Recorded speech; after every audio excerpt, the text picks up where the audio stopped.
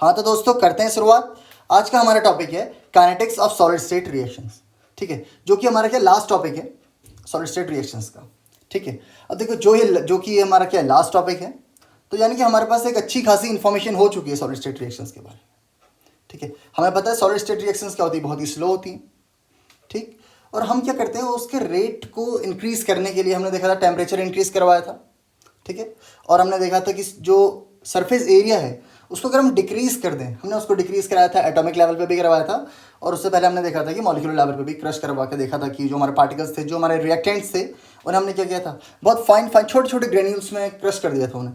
ठीक है, जिससे क्या होगा, सरफेस एरिया इंक्रीज हुआ था और रेट ऑफ रिएक्शन इंक्रीज हुआ था। ठीक है, वही सब चीज़ें आज हम डिटेल में देखने वाले हैं यहाँ पे। ठीक है, बाकी हमारे पास काफ़ी अच्छी इन्फॉर्मेशन हो चुकी है अभी तक सॉलिड स्टेट रिएक्शंस की। ठीक है, चलिए देखते हैं क्या चीज़ है इसमें। ठीक है, अब देखो there are lot many different factors. ठीक है, बहुत सारे हमारे पास ऐसे फैक्टर्स हैं which affect the rate of reaction of solid. जो सॉलिड्स की रेट ऑफ रिएक्शंस हैं उनको अफेक्ट करते हैं, specially the rate of reactions. ठीक है, रेट ऑफ रिएक्शंस को, ऐसे फैक्टर्स जो रेट ऑफ रिएक्शंस को स्पेशली क्या करते हैं, अफेक्ट करते हैं। ठीक है, the rate of reaction depends upon the following factors. अब ये कहते हैं कि जो रेट ऑफ रिएक्शन है वो कुछ फैक्टर्स पे डिपेंड करते हैं। ठीक है, पहला उसमें टेम्परेचर था और दूसरा क्या है, एरिया ऑफ कॉन्टैक्ट। ठीक है, ये सब चीज़ हमने डिटेल में पढ़ी हुई है, बस यहाँ पर थोड़ा बहुत क्या लेना है, ओवरव्यू जैसा लेना है। ठीक है, बस खाली रिवाइज कर लेना है उस चीज़ को। ठीक है, वही चीज़ हम देखेंगे इसमें kinetics of solid state reactions में। ठीक है, अब देखिए टेम्परेचर, यानी कि हमने क्या किया था, टेम्परेचर इंक्रीज कराने से क्या होता है, the rate of reaction increase हुई थी। हमने देखा था कि जब हम टेम्परेचर को इंक्रीज करा रहे हैं तो क्या रेट ऑफ रिएक्शन भी इंक्रीज हो रही है। ठीक, दूसरी चीज़ हमने देखी थी कि area of contact, with increase in the surface area the rate of reaction increases.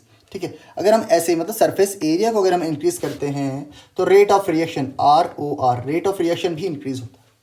ठीक है, इसके हमारे पास दो मेथड थे, हमने दो तरीकों से इसको क्या किया था, रेट ऑफ रिएक्शन को इंक्रीज करवाया था, यानी कि सरफेस एरिया इंक्रीज करवा के रेट ऑफ रिएक्शन इंक्रीज करवाया था।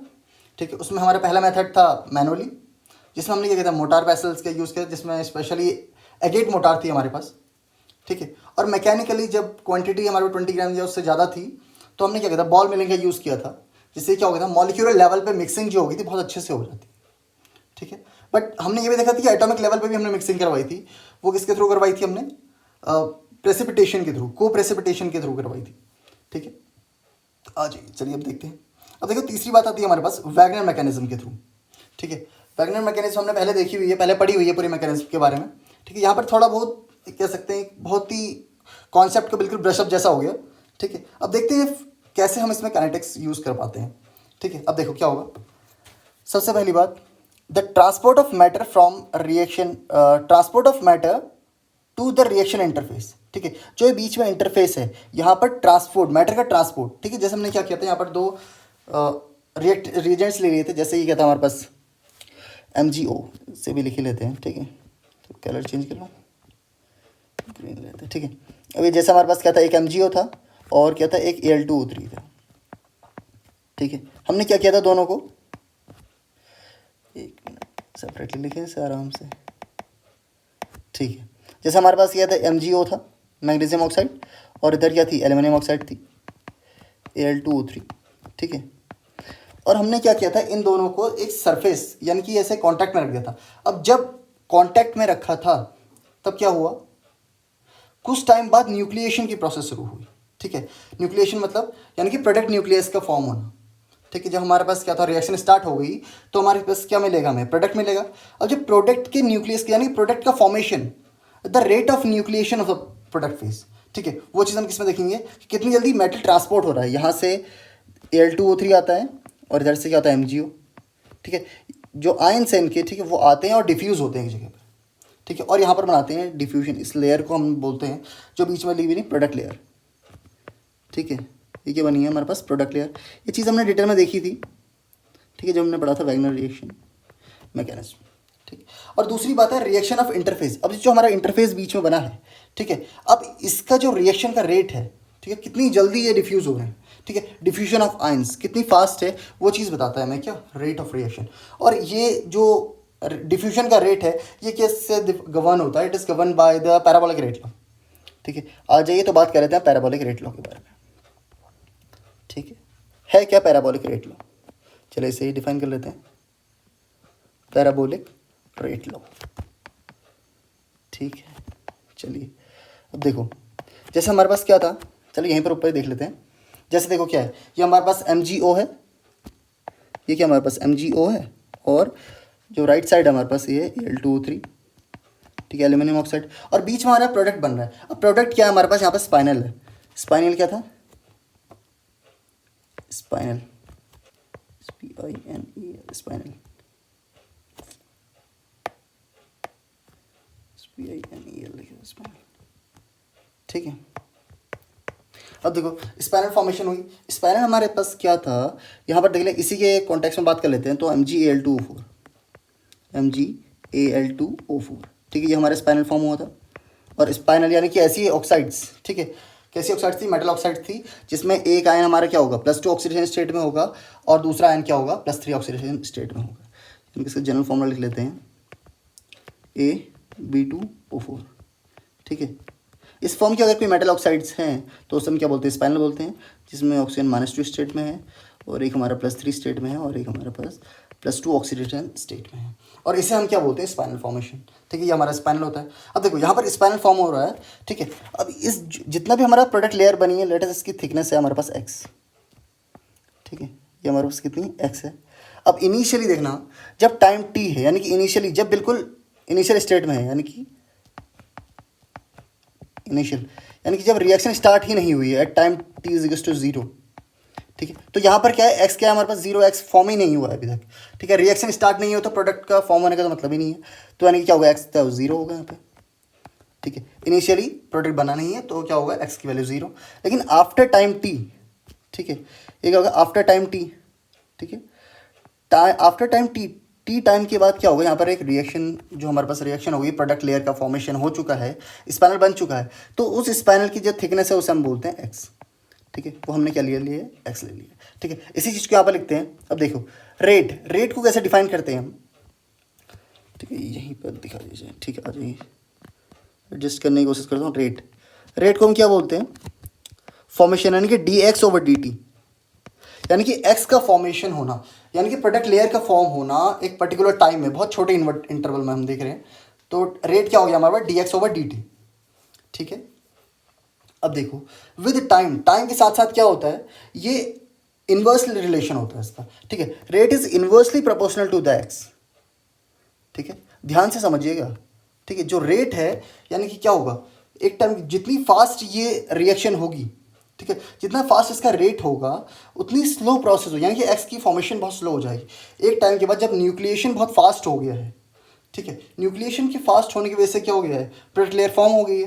लेकिन जैसे इसकी ग्रोथ होने लगती है तो क्या होता है, इधर से हमने देखा था ना MgO से, वो क्या होता है यहाँ से जो हमारे पास MgO+2 आयंस आते हैं, वो वहाँ पर बीच में जाके क्या होते हैं, प्रोडक्ट लेयर में जाके क्या होते हैं, अपने अपने अलग ज्योमेट्रिकल शेप में जाते हैं, ठीक, ज्योमेट्रिकल शेप चेंज करते हैं।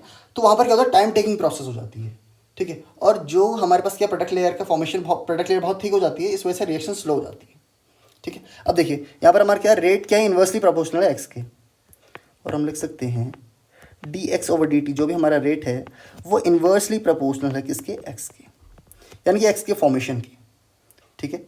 अब देखो जितनी ज़्यादा x की वैल्यू होगी, यानी कि जितना ज़्यादा हमारे पास क्या हो, जितना थिक हमारा प्रोडक्ट हो चुका है, रेट उतना क्या होगा, डिक्रीज होते रहेगा, ठीक है। यानी कि प्रोडक्ट जो हमारी रिएक्शन का रेट है वो क्या होगा, स्लो हो जाएगा, ठीक है। आ जाइए इसे और अच्छे से लिख लेते हैं, ठीक है। अब क्या होगा, देखो इस चीज़ को हम ले लेते हैं, इसका कांस्टेंट हटा के, dx/dt = k1/x, ठीक है। और इसे ही बहुत सारी बुक्स में ऐसा लिखा गया है, dx/dt = kx-1, ठीक है। बहुत सारी बुक्स में आपको ऐसे देखने को मिलेगा, ठीक है। अब देखो इसे हम क्या करते हैं, इंटीग्रेट करते हैं, ठीक है। इसे क्या करते हैं, इंटीग्रेशन करते हैं। सबसे पहले इसको रीअरेंज कर लेते हैं, ठीक है, आ जाइए रीअरेंज,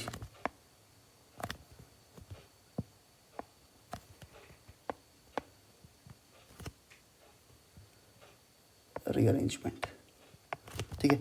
रीअरेंजमेंट करने से क्या होगा, एक्स के टर्म को एक साइड ले जाते हैं और दूसरे टर्म में हम दूसरा रख लेते हैं, यानी कि dt और k हो गया हमारे पास, ठीक है। तो हमारे पास हो गया x dx = k dt, ठीक है। अब हमें क्या करते हैं, इसे अब हम क्या करते हैं, इसे इंटीग्रेट कर देते हैं। तो इंटीग्रेशन करते हैं, x d x is equal to integration of k d t. ठीक है, जहाँ पर हमारे पास क्या होगा, एक्स डी एक्स का इंटीग्रेशन क्या होगा, एक्स स्क्वायर बाई टू। ठीक है, और यहाँ पे क्या होगा, के तो कांस्टेंट है, कांस्टेंट बाहर आ जाएगा, डी टी का डिफ्रेंशिएशन इंटीग्रेशन होता है टी। ठीक है, यहाँ पर लिख लेता हूँ थोड़ा सा, वेट, ये देखिए एक्स डी एक्स का इंटीग्रेशन हो गया, integration of x d x क्या होगा, एक्स स्क्वायर बाई टू। ठीक, और दूसरी बात आ गई हमारे पास, इंटीग्रेशन ऑफ डी टी होता है हमारे पास टी। ठीक, अब देखो इसकी लिमिट अगर हम रखना चाहते हैं तो क्या होगा, इनिशियली जीरो था at time t is equal to zero, तो जीरो से कहाँ हुआ, एक्स तक फॉर्मेशन हुआ, और यहाँ पर क्या था, initially time t is equal to zero था और वहाँ से हुआ टी तक। ठीक है, अगर हम इसके लिमिट्स पुट करते हैं तो क्या होगा, जीरो से एक्स तक, उधर टी की लिमिट हो जाएंगी जीरो से टी, और अगर हम इसकी वैल्यू पुट करते हैं तो हमें सेम चीज़ मिलेगी, we get x square by two is equal to k t. ठीक है, ये हमने क्या किया, वैल्यू पुट करने के बाद हमें मिली। ठीक, अब देखो एक्स स्क्वायर क्या होगा, इज इक्वल टू के इंटू टी। अब टू के भी हमारे पास क्या कांस्टेंट है, इसे हम नया कांस्टेंट दे देते हैं। ठीक है, इसे हम लिख सकते हैं x square is equal to k dash t.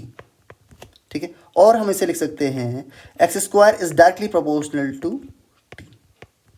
ठीक, अब देखो यहाँ से इतनी बात तो क्लियर है हमें कि एक्स के स्क्वायर का टर्म, और ये किस फॉर्म में आ गया है, ये फॉर्म में आ गया पैराबोला की। ठीक है, पैराबोला की इक्वेशन क्या होती है, जो पैराबोलिक इक्वेशन बता देता हूँ, ये होती है x square is equal to 4ay, जिसमें 4a क्या होता है हमारे पास, के है। ठीक है, अब यानी कि और हम इसे लिख सकते हैं x square is directly proportional to y. ठीक है, ये हमारी कंडीशन किसके लिए है, पैराबोला के लिए। ठीक है, और यही हमें क्या मिल रही है, यही क्वेश्चन हमें फाइनली मिल रही है, x square is directly proportional to t. ठीक है, यहाँ से हम चीज़ देख सकते हैं कि कैसा रिलेशन है इन दोनों के बीच में। एक टाइम तक तो क्या होता है, एक स्टीव कर्व मिलेगा, बट उसके बाद हमें क्या मिलेगा, जैसे ही सैचुरेशन पॉइंट आना लग जाएगा। ठीक है, आज ये देख लेते हैं, ग्राफ के थ्रू भी देख लेते हैं। ठीक, चलिए ग्राफ बना लेते हैं। ठीक है, ये हमारे पास एक्सेस बहुत छोटे छोटे ग्राफ बनेंगे। ठीक है, 1 2 3 5 and 6, 1 2 3 4 5 6 7, थोड़ा और बड़ा करना पड़ेगा।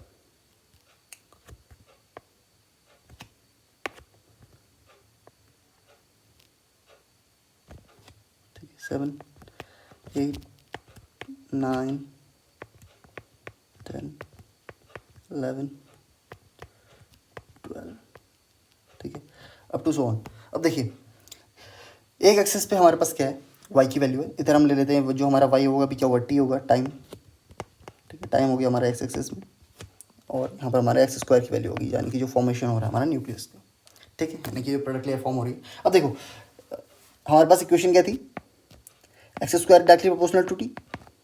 ठीक है, अगर हम इसकी वैल्यू रखते हैं, जैसे एक्स हमने क्या ले लिया 1, अगर एक्स की वैल्यू 1 होती है तो टी की वैल्यू क्या होगी, अगर एक्स की वैल्यू, चलिए यहाँ पर वैसे ही बता देता हूँ, एक बार ग्राफ प्लॉट करना भी देख लेते हैं। ठीक है, कैसे हम ग्राफ को प्लॉट करते हैं, देखो इधर लिख लेते हैं एक्स और नीचे लिख दिया हमने टी। ठीक, अब एक्स की वैल्यू अगर 1 है तो क्या होगा, टी की वैल्यू क्या हो जाएगी, एक्स का स्क्वायर 1, 1 का स्क्वायर 1 ही होगा। और अगर हम एक्स की वैल्यू 2 ले लेते हैं तो क्या होगा, एक्स की वैल्यू अगर यहाँ पर हम 2 रखेंगे तो क्या होगा, 2 का स्क्वायर, टी की वैल्यू क्या हो जाएगी, के टी। ठीक है, और इसकी वैल्यू हो जाएगी 4। ठीक है, तो 2 के यहाँ पर क्या हो गया, टी की वैल्यू 4 होगी। ठीक, और ऐसे एक बार 3 कर लेते हैं, चलिए 3, और 3 का अगर हम करते हैं 3 3 9 हो जाएगा, 3 का स्क्वायर 9। ओके, ठीक है, ये सब चीज़ समझानी बस हो गया, क्लियर हो गया। ठीक है, अब यहाँ से हम क्या करते हैं, ग्राफ का प्लॉट करते हैं। ठीक है, हमारे पास एक्स स्क्वायर की वैल्यू क्या है, देखो एक्स की वैल्यू अगर हम 1 लेते हैं तो हमारे पास क्या मिलेगा, ये वाला पॉइंट मिलेगा। ठीक, ये पॉइंट है हमारे पास, और दूसरा एक्स की वैल्यू 2 पे टी की वैल्यू 4, एक्स की वैल्यू 2 टी की वैल्यू 4। ठीक है, दूसरा पॉइंट हमें ये मिला। और थर्ड पॉइंट हम देखते हैं कि 3 की वैल्यू पे 9, 3 की वैल्यू और ये मिलता है यहाँ पे कुछ, ठीक है। अब देखो अगर हम इसे ज्वाइन करते हैं तो हमें किस फॉर्म में मिलता है, एक पैराबोला के फॉर्म में मिलता है, ठीक है। ये हमें इक्वेशन कैसे मिलती है, एक पैराबोलिक की इक्वेशन मिलती है, ठीक है। अब देखिए यहाँ पे क्या हो रहा है, सैचुरेशन पॉइंट मिल रहा है। देखो पहले तो स्टीप कर्व क्या था, पहले बहुत ही अच्छा खासा स्लोप था, लेकिन यहाँ के बाद क्या होने लगा, धीरे धीरे धीरे फिर ऐसे सैचुरेशन पॉइंट आ जाता है इसमें, ठीक है। और उसके बाद क्या हो जाएगा, ग्राफ ऐसे कुछ स्टेप से सीधा होने लग जाएगा, ठीक। यही हमें बताता है कि इनिशियली क्या होगा, जो ग्रोथ है उसकी, ठीक है, न्यूक्लिएशन के टाइम पर ग्रोथ क्या होगी, बहुत हाई होगी, लेकिन जैसे टाइम इंक्रीज होते रहेगा तो ये क्या होगा, एक सैचुरेशन पॉइंट आ जाएगा, उसके बाद ये बहुत स्लो हो जाएगी रिएक्शन, ठीक है। इनिशियली बहुत हाई होगी और बाद में क्या हो जाएगा, बहुत स्लो होने लग जाएगी, यानी कि जब ग्रोथ होने लग जाएगी। न्यूक्लिएशन के टाइम पर रिएक्शन बहुत फास्ट है, ठीक है, क्योंकि जैसे क्या होता है यहाँ पर मिक्सिंग हो रही है, दो क्या हो रहा है हमारे पास, रिएक्शन इंटरमीडिएट भी नहीं कहेंगे, दो रिएजेंट्स हैं हमारे पास, ठीक है, वो दोनों एक साथ कांटेक्ट में आते हैं और बहुत फास्ट रिएक्शन होती है। लेकिन आफ्टर सम टाइम जैसे ही हमारे पास क्या होता है कि बीच में प्रोडक्ट लेयर का फॉर्मेशन होने लग जाता है, प्रोडक्ट लेयर फॉर्म हो रही है, न्यूक्लिएशन हो चुका है, अब इसकी ग्रोथ की टाइम आता है, ठीक है। जब ये क्या होगा, एक्स की वैल्यू इंक्रीज होने लगी, एक्सपैंड करने लगेगा, तो क्या होगा, the rate of reaction decrease, ठीक है। वहाँ से क्या होगा, रेट ऑफ रिएक्शन डिक्रीज होने लग जाएगा, ठीक है। यहीं से हम समझ सकते हैं कि क्या होगा, जो पैराबोलिक रेट लॉ है यही बताता है हमें कि क्या होगा, एक टाइम के बाद ये क्या होने लग जाएगा, हाँ, इसकी रेट कम होने लग जाएगा, ठीक है। बस यही है काइनेटिक्स के बारे में हमारा, ठीक है। इसे हम बोलते हैं क्या, kinetics of solid state reactions, ठीक है। और यहाँ पर हमारा पूरा चैप्टर कंप्लीट होता है, ठीक। अब हम नया इसके बाद शुरू करेंगे डिफेक्ट्स के बारे में, ठीक है। डिफेक्ट्स के बारे में जब भी कोई वो आएगा, लेक्चर आएगा, आप लोगों को नोटिफिकेशन मिल जाएगी उसकी, ठीक है। उम्मीद करता हूँ लेक्चर समझ में आया होगा, अभी तक के जितने भी कॉन्सेप्ट है वो सब क्लियर हो चुके होंगे, जितने भी डाउट्स थे, ठीक है। चलिए मिलते हैं नेक्स्ट लेक्चर में, ओके, बाय बाय।